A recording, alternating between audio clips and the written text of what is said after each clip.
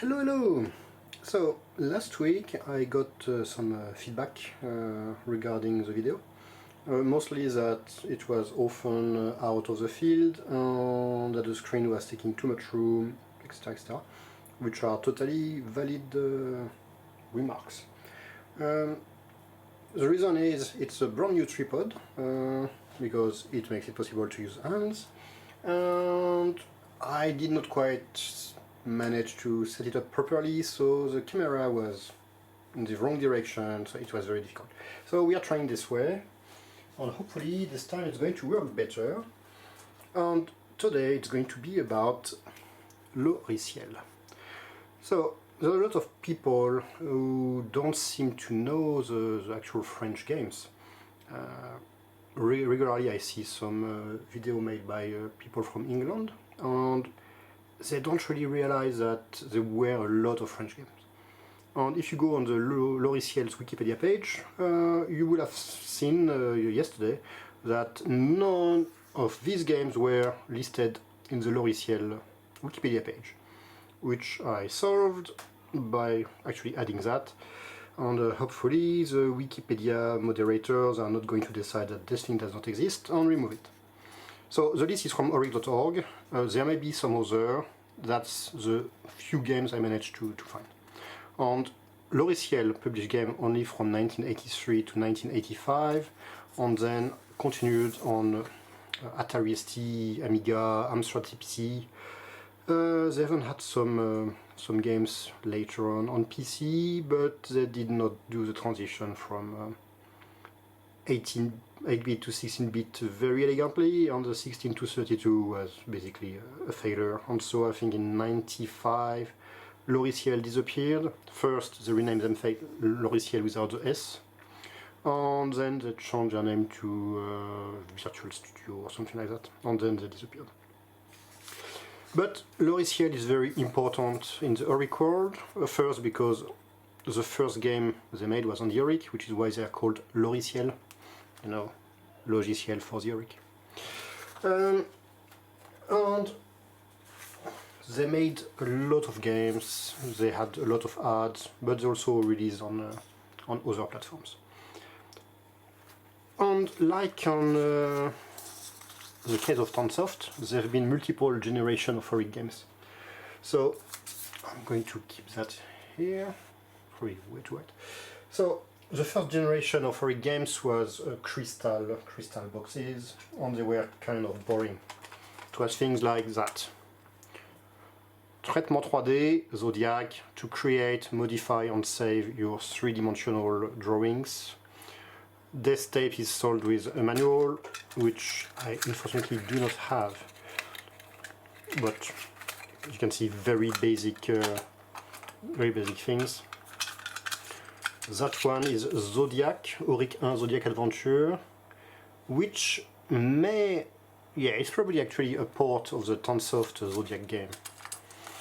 Another possibility could have been a Zodiac, you know, predict your life based on which sign you are, but it's not the case.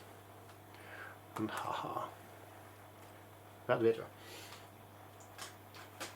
So we still have some more in this generation of games. Software. So we have accounting, gestion de stock.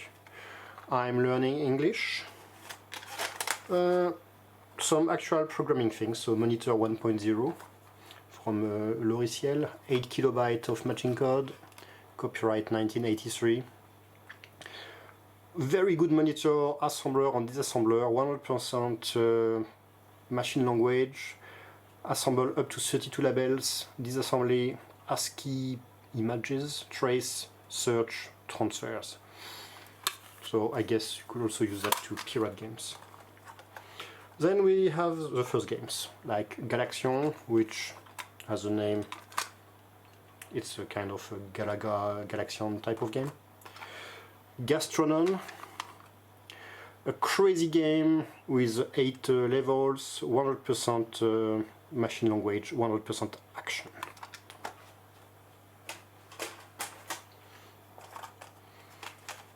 And there are some more, like Hubert, which, as you could probably figure out, is a clone of Qbert. Yeah, you have to jump cube from cube to make them change color and avoid many strange creatures. Le Protector, which I actually don't remember what it is, but I believe it's also a shoot 'em up. That one, which is an adventure game, Le Mystère de Quiquecanquois. And in that one, I guess the previous owner made a small manual with the vocabulary, move up, fetch, close, inventory, etc. etc.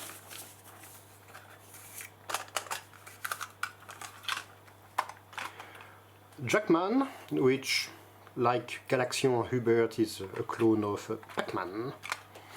They were very imaginative with the names.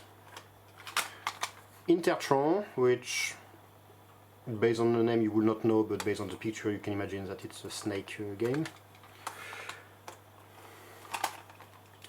Le Manoir du DrGenius, that one is an adventure game. Text mode, like north, north, south, you fall in a trap, you're dead. Reversed Champion, which is a tic-tac-toe type, go type, reversed. So a strategy game. Orion, which is a magnificent arcade game in 3 parts. Robotic flies, spaceship, graphics, colors, yeah, everything.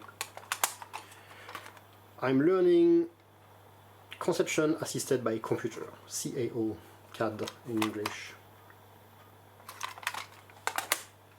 And that's it for the first generation. There were probably many more. You can see I don't have Pengoric or Poker. But that's basically the Loriciels game you have in 1983. And most of these are very forgettable. That one is special because it had a follow-up. There are multiple versions of Monitor, 1.0 and some patch versions, some that work only on Oric 1 and Oric Atmos. But yeah, that's about it for these ones. So I'm going to move that here.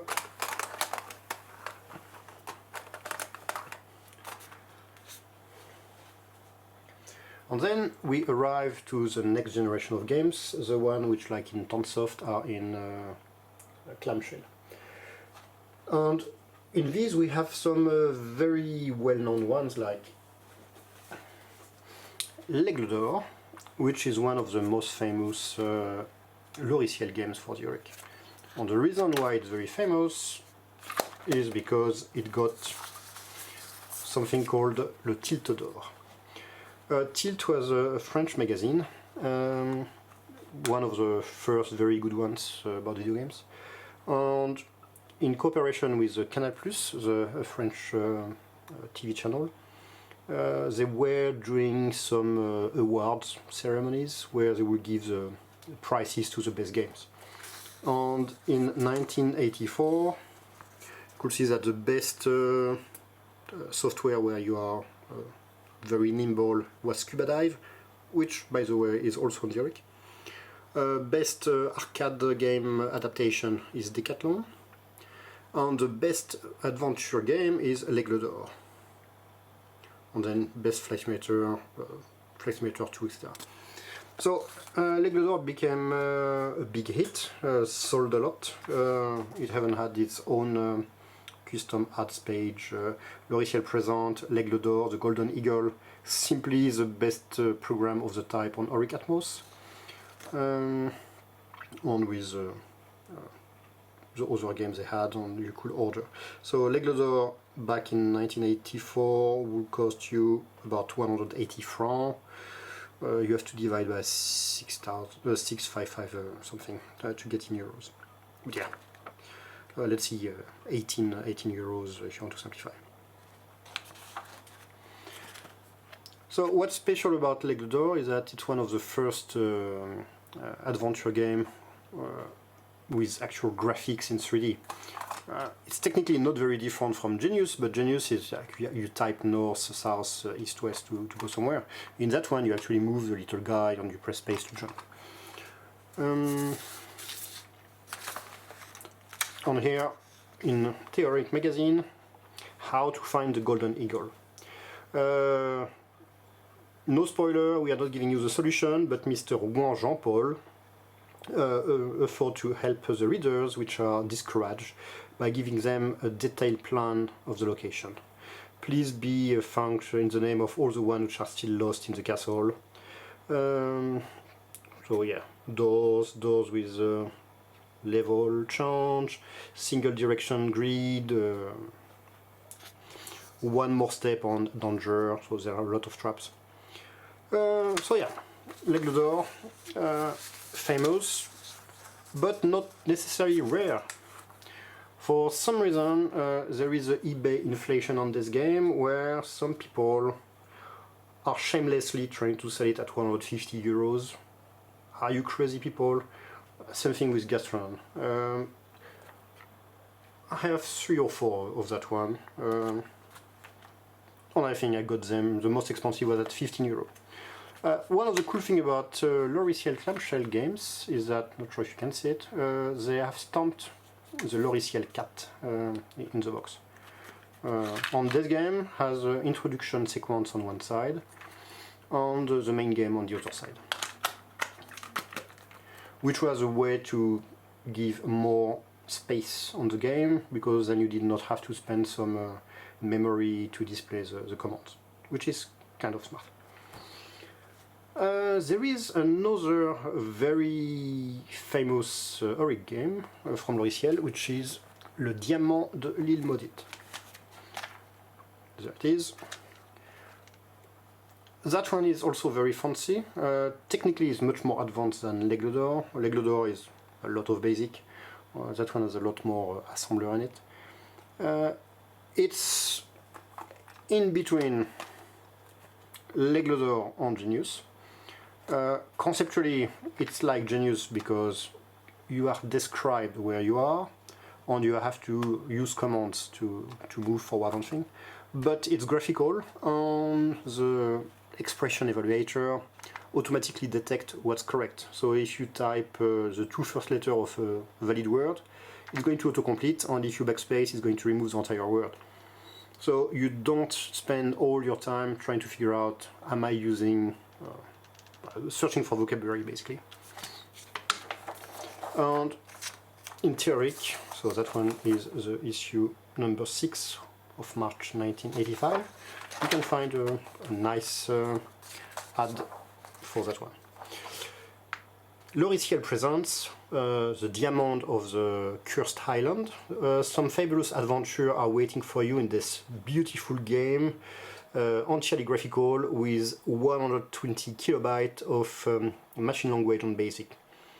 You are looking for a priceless diamond hidden somewhere by a disappeared civilization on a desert island in the Pacific. You are an adventurer of lost time, and you will be matching the multiple dangers of the island, first part of the game, and of the mysterious underground caves where some strange creatures, second part. And you have to deal with the hunger, exhaustion, etc., etc. To not be lost among the 134 views in this game. So, as you can see, there are some quite nice graphical, considering the Oric limitations. And that's the actual island, which looks small, considering they said 130 views. The interesting thing is that basically you move from place to place, but you also rotate. So each of these locations is actually 4. Which means that when you go somewhere, you have to think about rotating to discover all the items, else you're going to miss things. But yeah, quite a good game, highly recommended, and it's actually interesting to play. Not all the games got old as nicely. We also have a very special game, Doogie. Some of you are maybe following some other YouTube channels speaking about the Oric, and early in September there were an American channel, I forgot the name, it's like the Amigo brother or Amigo dudes, and they were comparing Doogie and Zorgon Revenge. So Doogie is one of the first games from a quite famous person, Eric Shahi, who did a bunch of games on the Oric. That one is the only one from Loriciels, but he also did Le Sceptre d'Anubis, which is an adventure game, but is mostly known for games on the Atari ST and Amiga, such as Future Wars, Les Voyageurs du Temps in French, Another World, which was also called Out of This World, and the Heart of Darkness. So he's a legendary video game programmer, designer, artist, and well, he started on the Oric, so yay for us. The game itself is not super interesting, but it has very good graphics, very good animation, which I guess was kind of his trademark, great animation. Rotoscoping, I'm not sure if he'd been doing rotoscoping of the dog, but he could maybe have seen some dog race on the TV and then drawn all the frame of animation by himself. That's a possibility. But there are many more of these games. Some are well known, some are good, some are kind of crap, but there are many. So we have Tic Tac, which is one of these games. You have a picture and you have to move the parts to build it back. So small game. Le Retour du DrGenius, which is the follow-up of Le Manoir du DrGenius. So that one is in some old haunted mansion, and that one happens to be in a spaceship. And the main difference is that one do have graphics.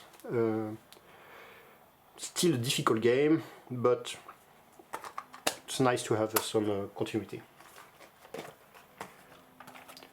Vision, observation and reflex games, starting from 6 years, 2 players game. You have 2 groups of objects and you have to find out what is the differences between. On one, so basically it's a bunch of small games that children can play.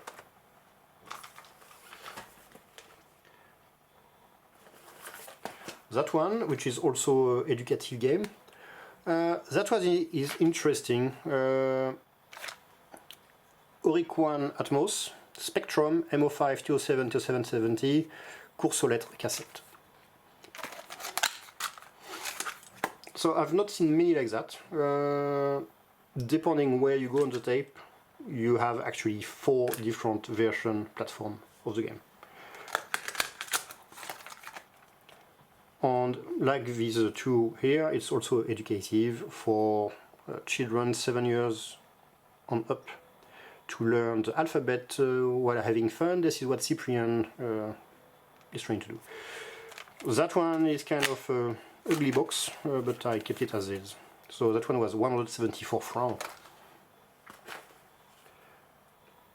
And then the rest is actual fancy games. Challenge Wall, that one is a sailing sailboat simulator.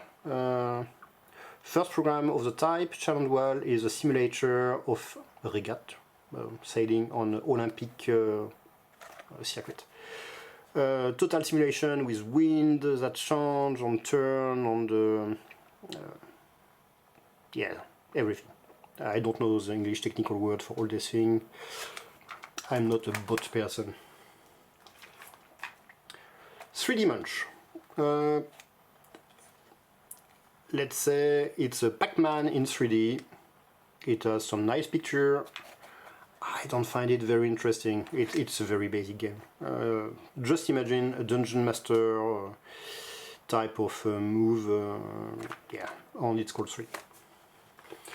We have another one, 3D. That one is 3D Fungus. That's a very special game. Basically, it's a simulator of a race where you are flying a normal airplane in the desert, so you have to follow the race to get points, knowing that you get points by passing over hedgehogs, and you get destroyed when you hit rhinoceros that crosses. And now and then you can go in holes and to go underground, and you'll be getting more points. You can find some wrench keys to repair your plane. But if you hit something which is yellow, it's the yellow fungus. It is corrosive and deadly. Yeah. It's interesting from a technological point of view. The game is basically generating the 3D graphics on startup from vectorial representation. So it takes a bit of time to start. But that gives some interesting 3D effect. Not bad at all. Flipper, which is a pinball game. Nothing specific. It's just one of the many Flipper games. Was thinking about making maybe a video about the various type of games on the Oric on the same theme. So we have like half a dozen of Pac-Mans, we have 4 or 5 pinball games, so maybe compare them. It would be interesting. Super Jeep. I think it's a port of a Moonlander, Moon Jeep game. Basically, you are in some kind of vehicle that runs on the surface of the moon. You have to jump over holes while shooting at a spaceship coming from the top. Frelon. That one is interesting. So it's an arcade game. Apparently it also speaks if you have the speech synthesizer. You need to help a commando team to cross enemy lines, but the bridge they are supposed to take is partially destroyed, and that's the only possible access. You are the pilot of an helicopter, and you need to catch steel girders to allow to rebuild the bridge, but you have to avoid the tanks on the plane who start shooting at you. Graphically, it's very well done. There have been a discussion on my forums about how it was done, because it looks now and then that the game is actually bypassing the constraint, normal constraint of the Oric, but it does not. If you zoom in, you will see that it's just using very smartly inverted changes with paper color change to make the rotor of the helicopters. Yeah, very, very good game.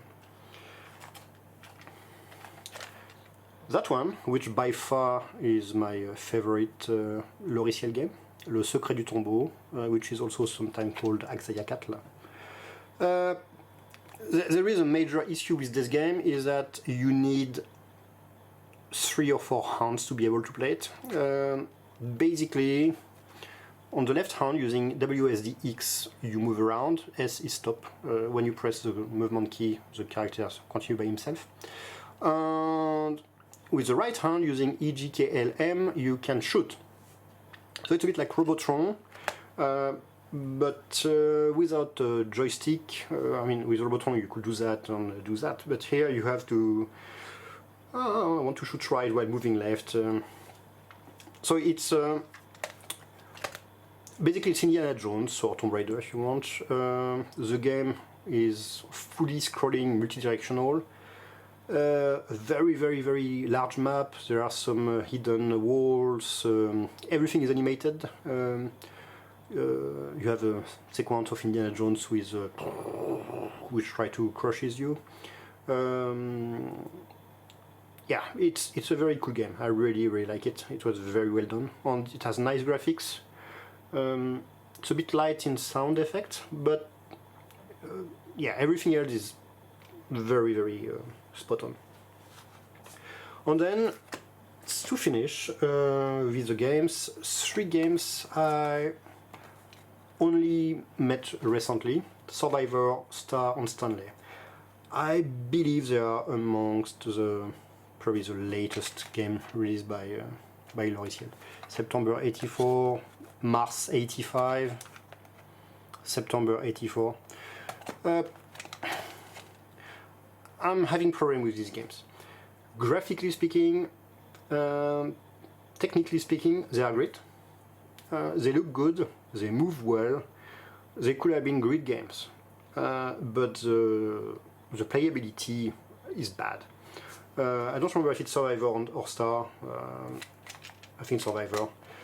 Basically, it's a game, it's like a shoot them up. You're at the bottom, you move left and right, and you can shoot things going through you.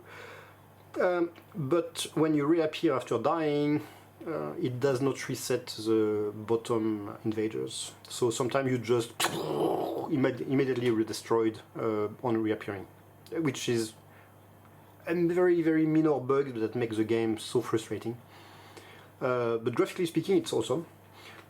Stanley, which looked like a good idea, but I'm not sure I understood everything about the game. It was just weird.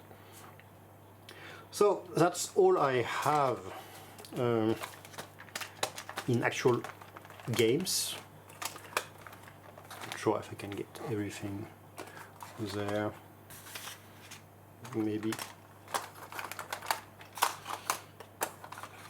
Will that work? Maybe one more row.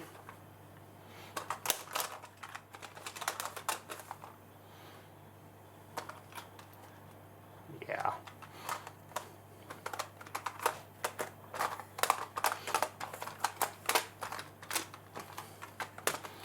So that's basically all the Loriciels program I have, except I also have that one. Loricgraph, Système de développement graphique, which is a painting program with a very advanced UI. Came with a quite comprehensive user manual.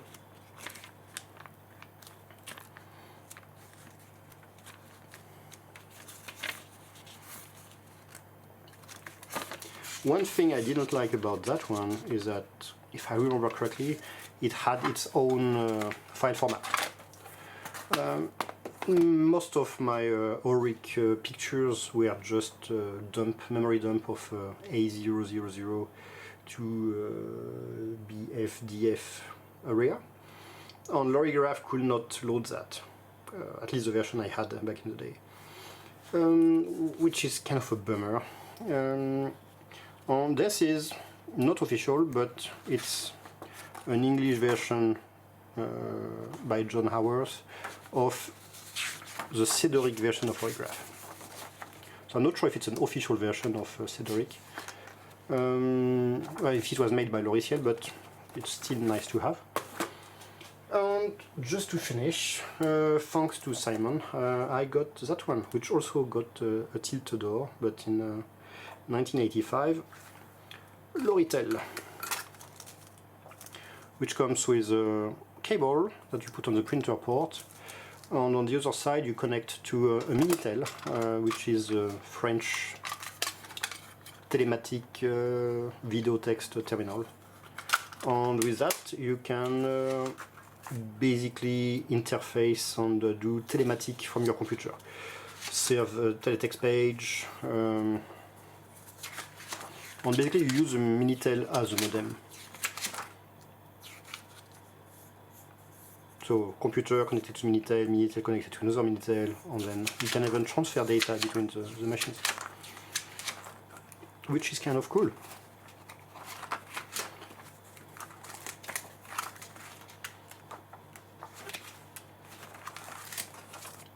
So not something I frequently did, at least not on the Oric, but I did that on my Atari ST and Atari Falcon, transferring data when I had a Minitel. But that's like around 91. This thing is from 85. Now what I'm wondering is, is there any way to basically emulate the teletext system through internet, so we could get all software to work? Like, will it be possible to do a small interface? That would be kind of cool to serve teletext page from the Oric. I know Fabrice Frances did something called BIP, Basic IP, where you could use your Telestrat to serve some HTML page from a Telestrat, but it was using an actual PC as an intermediary, which, yeah, kind of be annoying.